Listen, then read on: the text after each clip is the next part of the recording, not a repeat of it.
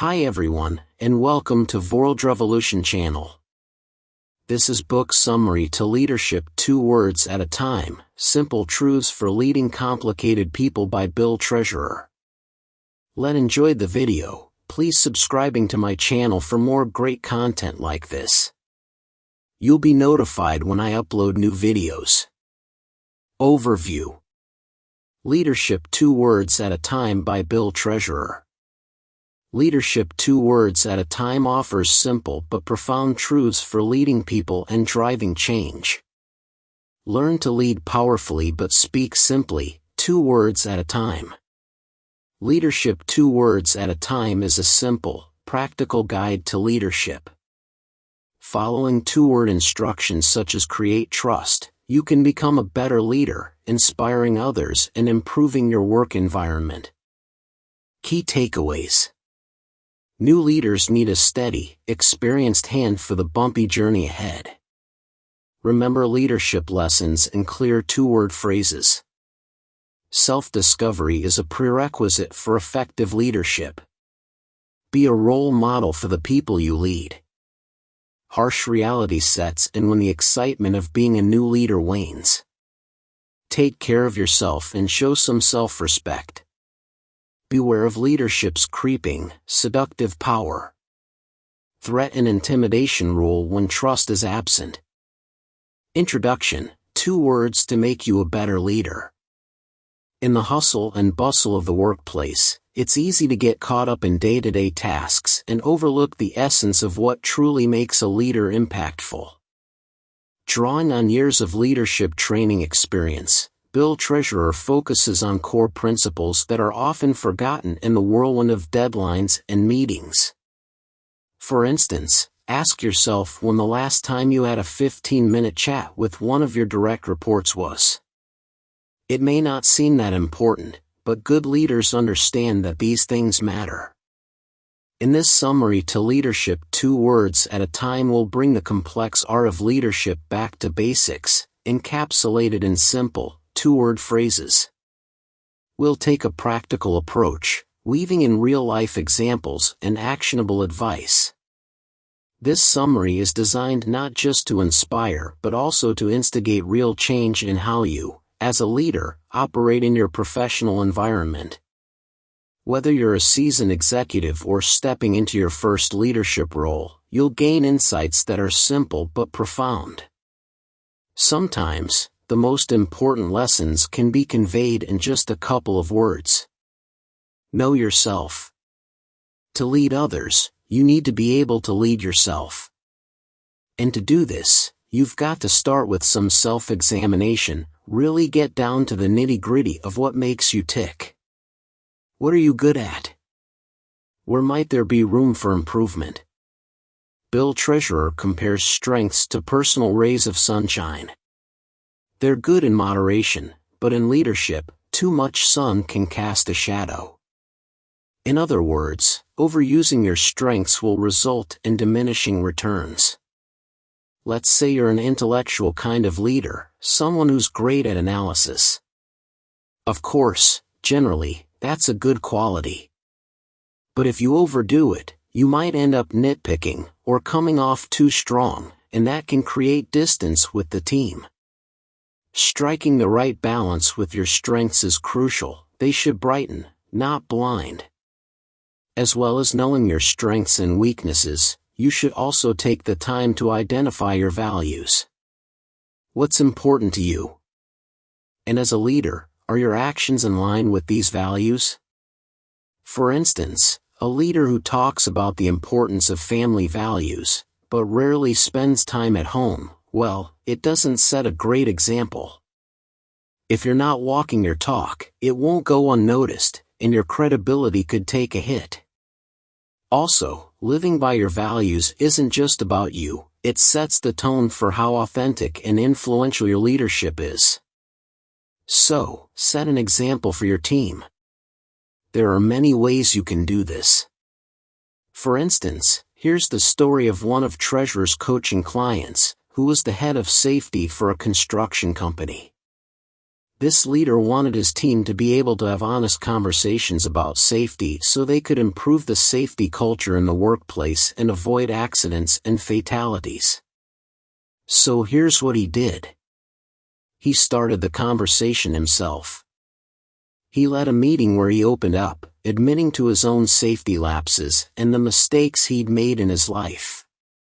By the end of the session, he was in tears, and some of the others in the room were getting choked up too. Because of this leader's openness, his team felt motivated to share their own stories. It was the start of an important dialogue about safety, and a shift in the company's culture. That's how you do it, by modeling your values and setting an example. The vibe you bring as a leader has a ripple effect on your whole workplace. Lead with genuine positivity and stick to your values, and you'll see that reflected in the culture of your team. So remember, it all starts with these 2 words of advice: know yourself. Create trust. Presumably, you want your team to trust you, right? Well, here's an example of what not to do. Treasurer knew a business owner who had a unique approach to leaving for his vacation. Before he left, he'd make it look as if his office was still being used, with a cup of coffee and notes scattered across the desk. It looked as though he'd just gone to the restroom when actually, he'd gone on vacation. Why did he do this? Basically, because he thought his employees would slack off if they knew he wasn't around. He didn't trust them. And did they trust him? Well, what do you think? Would you trust your boss if they showed so little trust in you? Trust is essential in shaping how a team operates and how well it succeeds. The thing is, creating trust starts with a leader's willingness to give it away first, even though it feels risky. But it's worth it. Trust is what binds a leader to their team. Of course, it isn't easy. It takes guts to trust someone. You're betting on your team, knowing they might not always come through. But when you take that bet, you're laying the foundations for a relationship that can withstand challenges. Solidifying this trust means really getting to know the team. It's about spending 15 minutes one-on-one, not just to talk shop but to connect on a personal level. It's about showing that you see them not just as employees, but as people, with lives and aspirations beyond the office walls. Trust also grows in a safe space. A space where ideas can be tossed around without fear, where speaking up is encouraged, and where people feel like they can challenge ideas when necessary. To create an atmosphere of safety, work with your team to agree on boundaries for this kind of discussion, guidelines for constructive conversations and criticism. For example, a rule might be don't gloat if you're right about something. Or be honest without brutality. Remember, words matter. And that goes for you too. Think before you speak, as a simple tweak in phrasing can lift someone up or cut them down. For instance, instead of saying that idea wasn't bad, say that idea was good. Or rather than telling your team member you make me feel frustrated, say I'm feeling frustrated. It may seem like a subtle thing, but it makes all the difference. Tough talks and hard days will come, that's a given. But if the focus remains on building a haven of trust and safety, the team won't just work but will thrive. And that's the aim, a workplace where everyone, from top to bottom, knows they're part of something special and feels empowered to give their best. It's as simple as these 2 words: create trust. Do that, and the rest will follow. Nurture talent. When you're wrapped up in your day-to-day duties, it's easy to lose sight of one of the central parts of being a leader, nurturing people's talent. Let's look at how you can lean into this role effectively. Start by looking for opportunities to nurture talent. They're all around you, especially in the rhythms of regular work life. Consider your usual weekly meeting. Instead of leading it every time, why not pass the baton? Give others the chance to guide the discussion. It's a simple move that can boost someone's leadership experience in a space where they feel supported.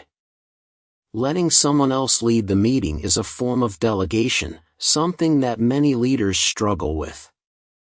They get bogged down doing tasks that their team could tackle. Delegation is more than just clearing your schedule. It's about giving your team a chance to level up their skills, which in turn can help you focus on broader leadership roles and responsibilities. So how about you do a little homework? Take a look at your to-do list and spot tasks that you can hand over. This doesn't just lighten your load, it can also uncover hidden skills in your team members. Next, feedback. It's indispensable for helping talent bloom. But let's be honest, it often falls by the wayside.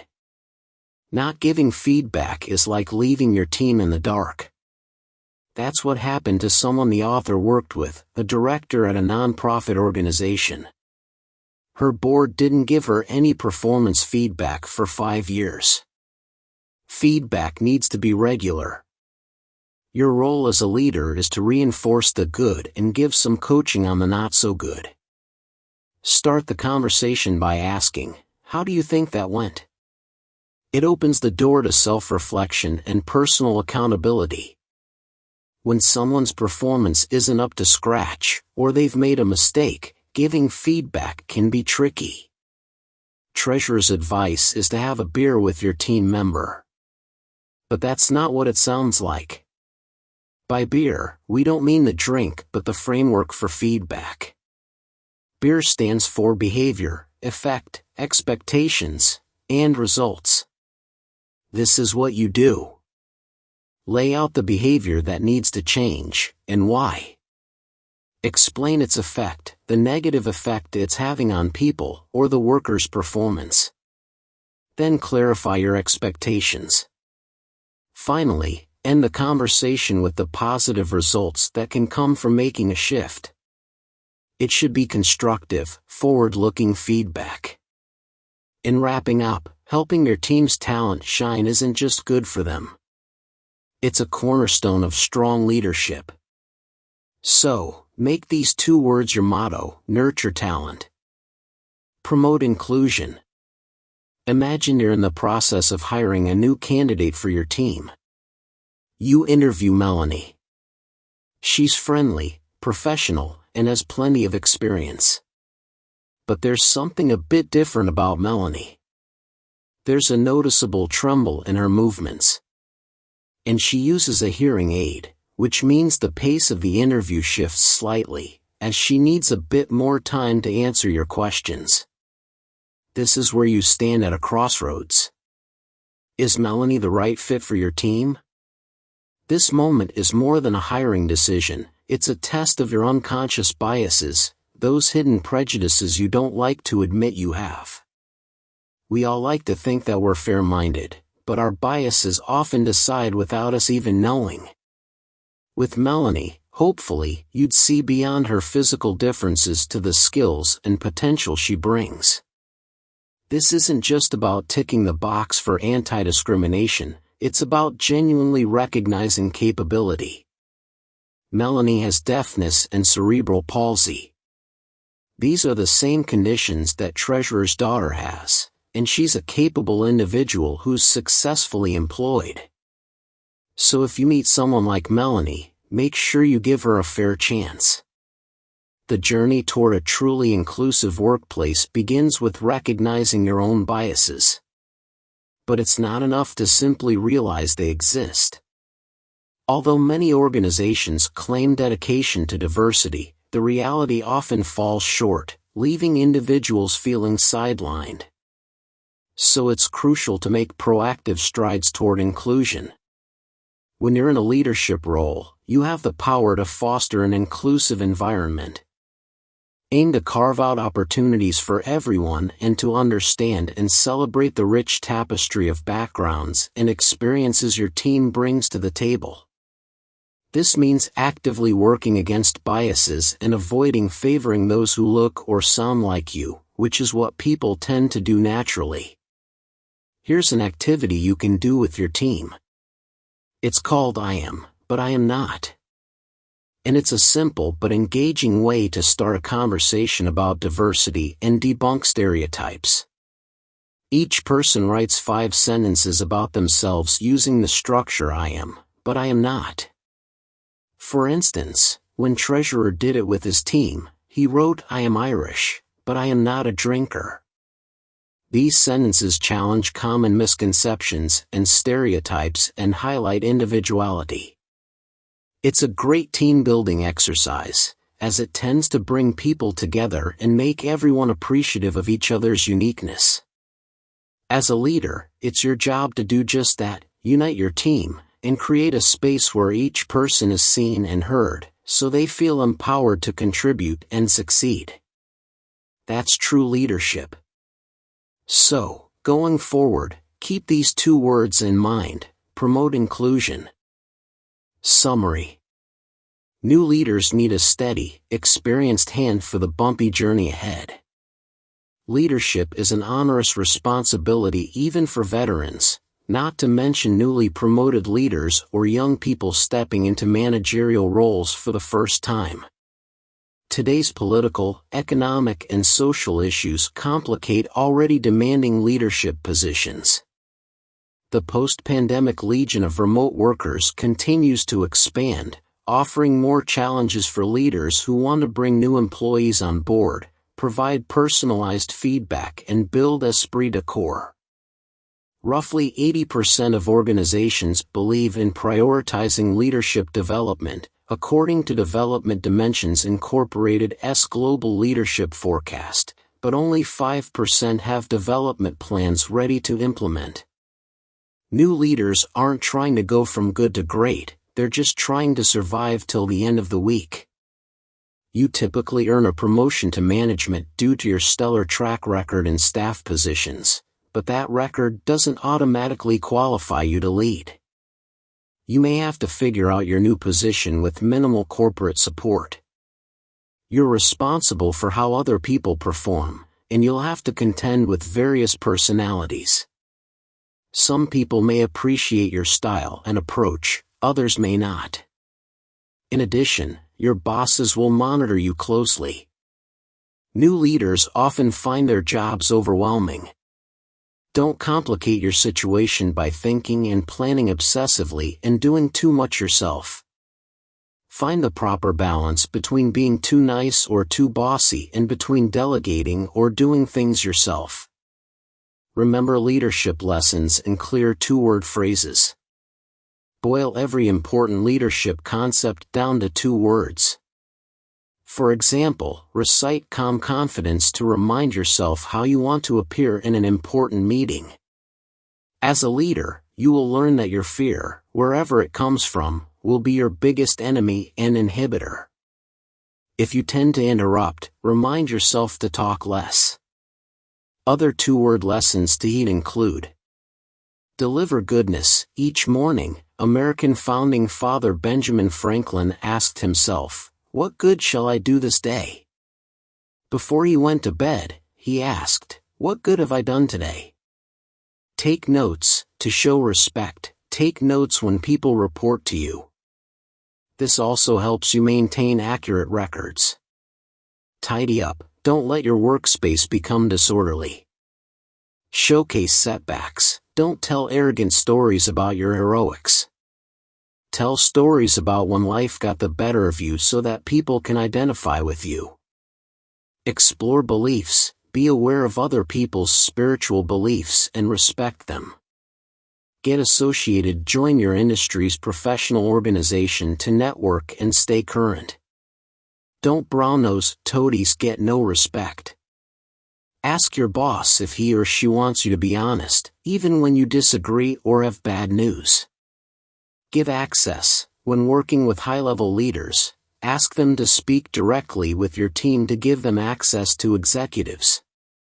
Model courage. Be first to take a brave leap forward. Your team will follow. Normalize discomfort. Experiencing discomfort is a healthy part of growth. Don't let it hold you or your team back.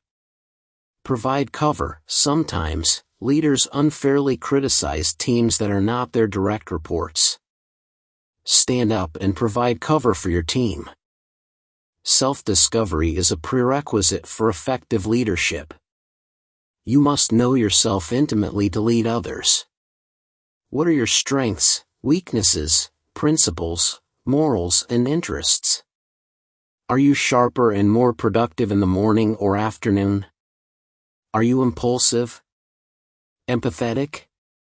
If you're like everyone else, you're compassionate, judgmental, joyful, jealous, insecure, and charitable. You're normal. Leaders must be aware of how their behavior affects others. You cannot give in to anger or impatience. Fear is often the underlying cause of extreme or uncontrollable feelings. You may worry about losing or not getting something you believe is yours. Fear will sabotage your best efforts. Use self-realization to identify your fears and lessen their effect on your leadership. If you claim to be a leader, and you turn around and nobody is following you, you're not a leader. You're just out for a walk. Integrity is a leader's most important trait. Your words are meaningless unless you back them up with action.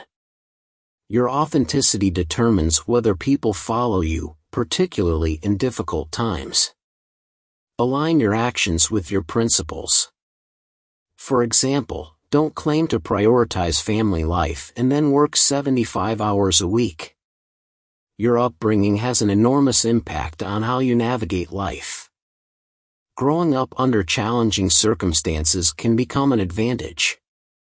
For example, if your family struggled financially, you are likely to have empathy for those in a similar situation. Be a role model for the people you lead. Your team members will reflect your actions and attitudes. Since they take their cues from you, commits to a 3-part leadership oath that holds you to the right mindset and behavior. Remember, what's going on inside of you usually gets transmitted outwardly. Part 1 of the leadership oath says to lead yourself forthrightly and monitor your impulses and motivations. Honor your ideals and your morals and conscience. Don't let your ego rule your actions. Avoid biased thinking and stay spiritually aware. Your commitment to self-development leads to the second part of this oath. Promise to be a productive leader who focuses on results. Understand that how you lead directly affects your company's revenue, profits, and expenses. Embrace the responsibility of effective leadership and sound management. Make sure you and your team stay ethical and rational. Being open to productive dissent calls on the third part of your leadership oath. Promise to be a wise and humble leader, understanding that leadership is a privilege. Treat your employees with dignity. Provide them with ample opportunities to grow professionally. Honor inclusivity and diversity. You have a crucial obligation to do right by the people who report to you. McKinsey & Company consultants are famous for their expertise and independence.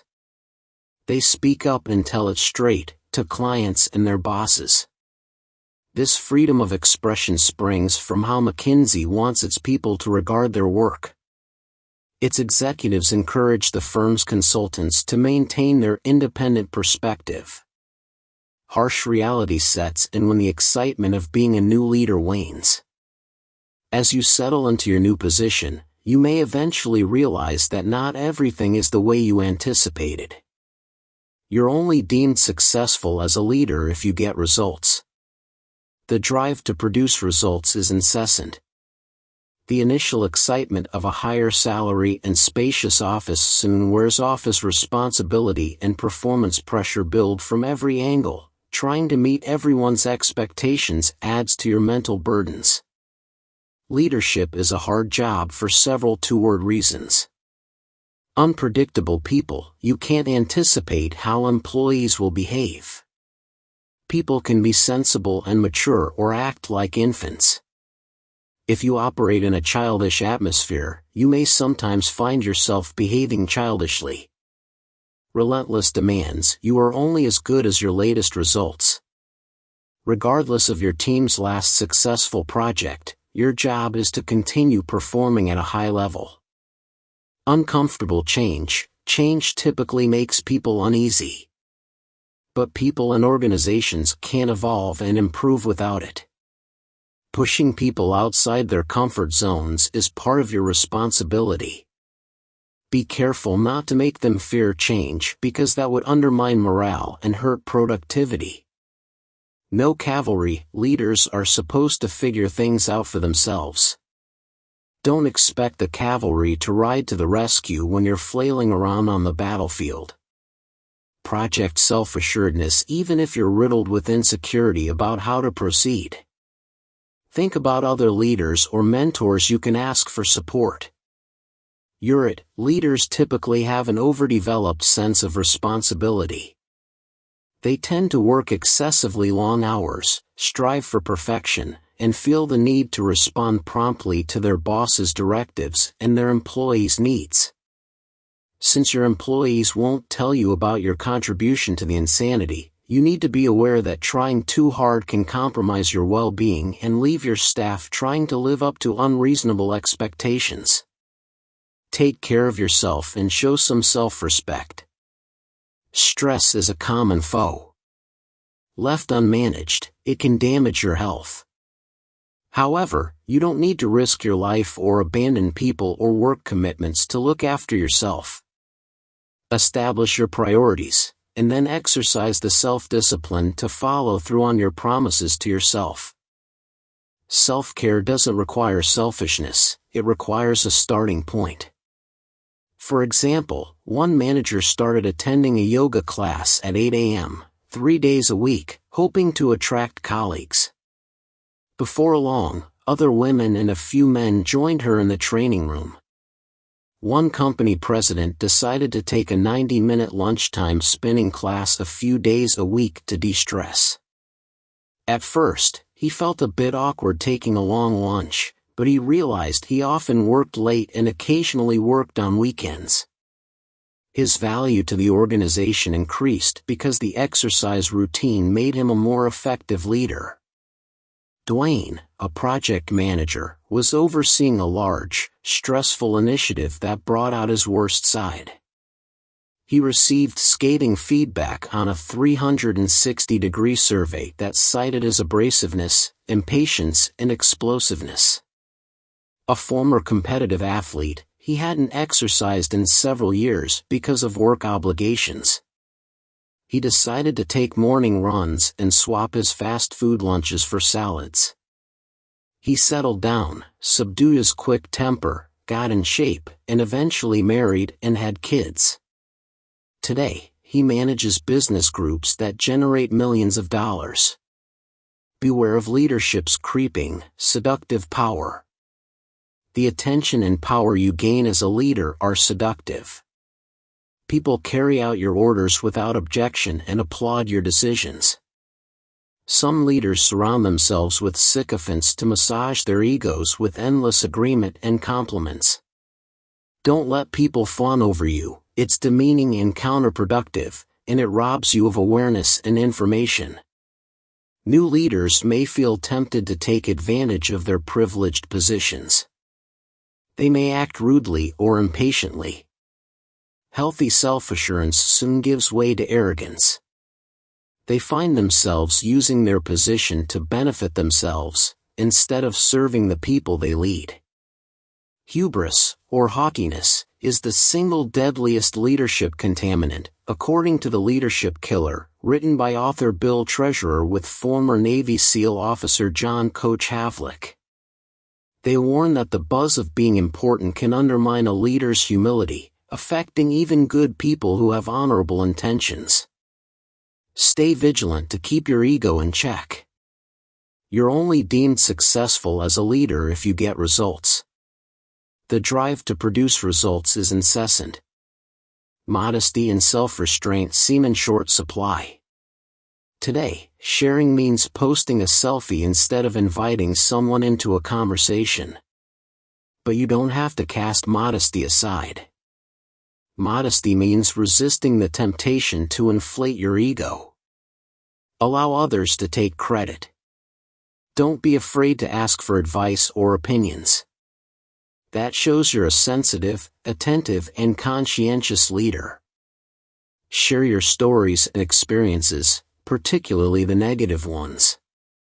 You can demonstrate how to learn from mistakes. Being humble is a particularly attractive trait, especially since it enables you to laugh at yourself. Threat and intimidation rule when trust is absent. One business owner's distrust of his workforce was so severe that he snuck out of his office to go on vacation. He pretended to step away to the bathroom, then exited through the back door because he suspected his employees would slack off when they noticed his absence. When a workplace lacks trust, leaders tend to be less trustworthy and to rule through threats, intimidation, fear, and resentment. No amount of upfront scrutinizing and evaluation will entirely remove the risks that come with trusting others. A healthy, productive environment runs on mutual trust. Leaders need a degree of courage to trust their employees. You may sometimes be disappointed, but not taking the risk of trusting your people can cause even greater harm. New leaders must practice openness and honesty. Conclusion. First, know yourself. Great leadership starts with understanding yourself and having awareness of your strengths and weaknesses so you can set a positive example for your team. Then, create trust.